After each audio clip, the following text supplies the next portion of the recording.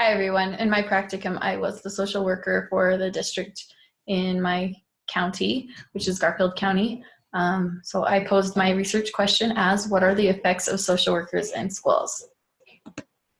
One in 5 children have a diagnosable mental illness or addictive disorder. So the relevancy for my job is there, but I wanted to go one step further and include some of the relevancy in my county.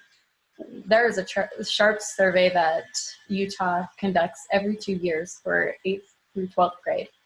It is mainly questions on mental health and drug and alcohol, and it is very valuable information for me as I continue on with this job, and I operate through grant funding, that I'm able to look at the trends, what I'm doing well, and what also needs more attention.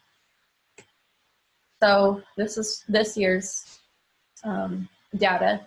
If you look at the 2 highest set of graphs or bars, those are the areas where my students in Garfield County are concerned, the subjects they're concerned about in their schools, which are suicide by student and students who are using drugs and alcohol. This next graph shows by color the year. So 2015 was orange, 2017 is yellow, and 2019 is blue. The black dots are the state average. If you look at the first set of bars there, it shows that I have a trend going in 10th grade where students of almost 40% of my 10th grade students feel that there is a mental health high treatment need for them. That's also the case in the 8th grade for the second set of bars, and the trend is going up there as well.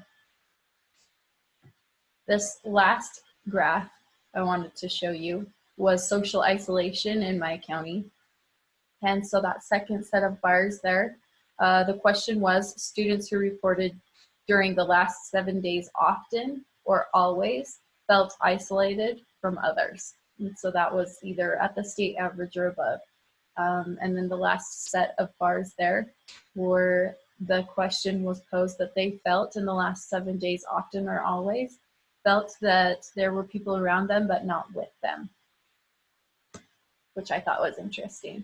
So going into people or schools where they have tested this and wanted to know if the social work or mental health professionals were helping.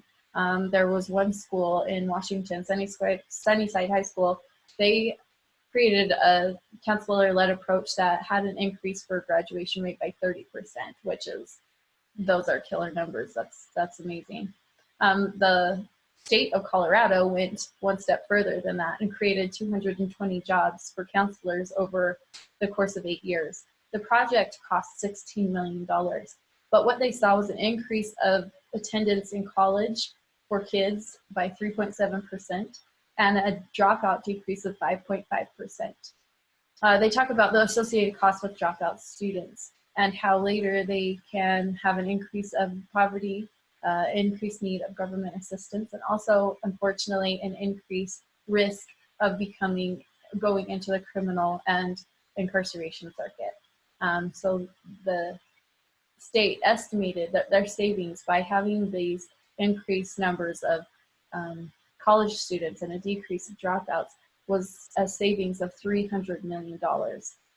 So the cost for the community was huge savings. So I went one step further and wanted to know what the faculty thought. In Nebraska, they took a random sample of 210 randomly selected faculty and asked them questions of where they felt the need for increased service was. So 1 was not any need, 5 was absolutely a need, and I just took 3 through 5.